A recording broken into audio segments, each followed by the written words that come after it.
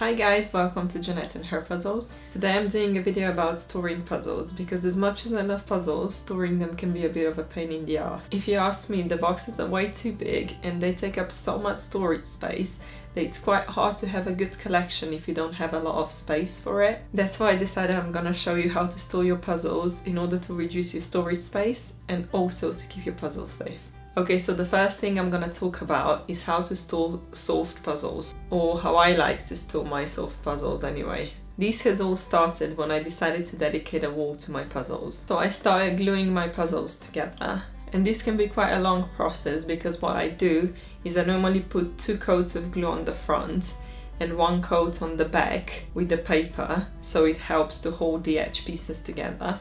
So this is one of my glued puzzles. It's a 500 piece puzzle from The Works, but this is a smaller one, so it's like some sort of set of mini puzzles that I had in the box. But anyway, so 2 coats in the front, it gives a nice shine to the puzzle. And then what I do with the back, I took the harder paper and I just glued it so all the edge pieces are basically covered. I just used 1 A4 paper for it. It was just a little bit too small, so I just cut it across to cover basically all the puzzles. And this holds together really well, so that's how I glue my puzzles. So what happened was basically I finished the puzzle and then it would take me about 2 days to do all the gluing because it's a bit of a messy process as well. And if I'm completely honest with you, I couldn't be bothered to go through that process a lot of the time because I just wanted to move on to my next puzzle. So this is the reason I came up with the way I'm storing the puzzles now. So what I did, I started to separate the puzzle while still keeping it solved and putting it back into the box, so then it would be ready to just put it back together once I was ready to glue them. I prefer to put the puzzle in a bag as well because it makes it more secure, especially if it's a puzzle that doesn't want to hold together well. And then you also don't need to worry about storing puzzles because you know that you can put it sideways and nothing's gonna crumble inside. And that's how it all began. Since then I stored every puzzle this way because it's very satisfying for me, and that's even if I'm not planning to glue it. Here for instance is the Hogwarts puzzle that is holding together quite well, that's why I didn't bother taping the bag and stuff. Or the 3D puzzle that's basically harder to separate than it is to keep together. There's that one. Here we have Alice in Wonderland that didn't have a bag inside, so I just used some paper because I couldn't lift it up, so that's basically how it's stored. It would probably be safer to put it in the bag, but because I'm not storing it sideways, this way works for it as well. I don't know if that's just me, but once I finish the puzzle it almost hurts me to break it apart and put it back in the box. I don't know.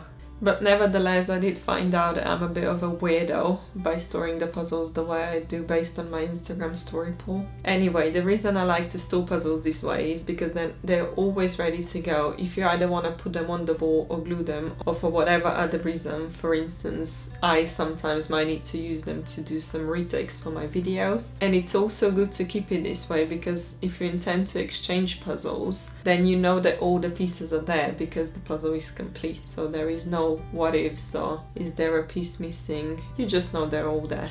The second thing I'm gonna talk about today is how to store unsolved puzzles. Storing unsolved puzzles is slightly different if you have new or used puzzles, but because I try to get as many second-hand puzzles as I can, it happens a lot that the original bag is not inside anymore, which I don't particularly like. It's very easy for puzzle pieces to fall out of the box if they're just loose inside. So what I tend to do, I put all the puzzle pieces into the original bag that's already in the box and just like fold it so I can prevent the puzzles are just like flying around.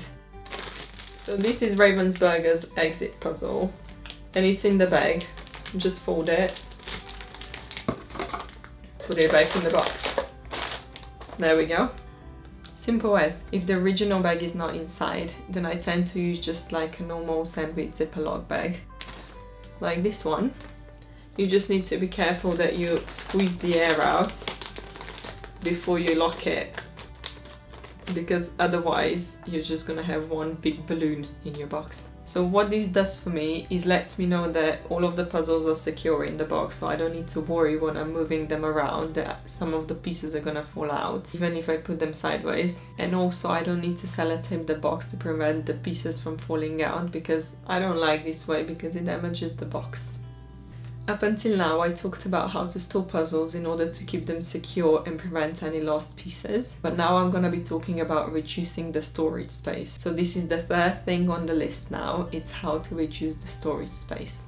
To this day, I do not understand why the puzzle boxes are so huge. Like, I mean, they could easily be half the size, if not even like a third of a size. But anyhow, it is what it is and we have to live with that. If you're someone like me who doesn't have a lot of storage space, then it's really important to know how to store puzzles in order to have like a good and big collection. Now, I'm definitely not the person to show off my storage space because it's complete and utter mess. Because I have to keep all of my puzzles out so I can see what I've got, so I can plan my videos. I also have multiple storage sections, such as puzzles to do, puzzles to record, puzzles to exchange, then I've got puzzles to keep, and I've got new puzzles for the new monthly haul video. So it's literally all over the place. But anyhow, when I still lived in England and I decided I'm gonna move back to Slovenia, I wasn't planning on leaving any puzzles behind, even though my car was fully packed. Like, literally, I had 7 years of my life in my car. And I actually managed to bring all of my puzzles with me, and I had just under 30, and I packed them in 7 boxes in total. Okay, let me explain what I did. I took all of my puzzles out and I stacked them on top of each other so I could see the sizes and see which boxes could fit into each other. Then I put all of the puzzles from the boxes they're gonna fit together into the smallest box, and then put that box in the bigger box, and then in the bigger box, and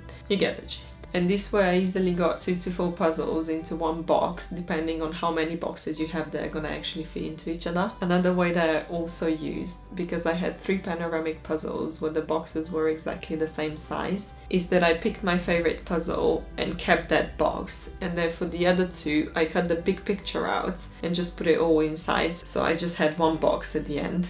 This is a bit of a tricky one because in this way you have to destroy the other 2 boxes, and it wasn't ideal, but for me it was more important to get the puzzles over here than it was to keep the boxes. But if you're someone who likes to keep the boxes or exchange puzzles, because I don't think you can exchange a puzzle without, it would be a bit weird to exchange a puzzle without a box, then this is probably not the best way for you to do it. But on the other hand, if you're a person who doesn't care about the boxes, then this is probably the best way for you to solve puzzles. What you can also do when you put multiple puzzles in the same box, you could cut like the small picture out of the boxes as well and put it on the main box so you can see immediately which puzzles are in which box. I really hope you found something useful in this video, and if you have any other ideas of how to store puzzles to either keep them safe or reduce storage space, please let me know in the comments down below. And as I mentioned before, I try to get as many second-hand puzzles as I can, and if you want to see how I do that, I have made a list of 5 easy and cheap ways to get puzzles that you can watch here. Bye!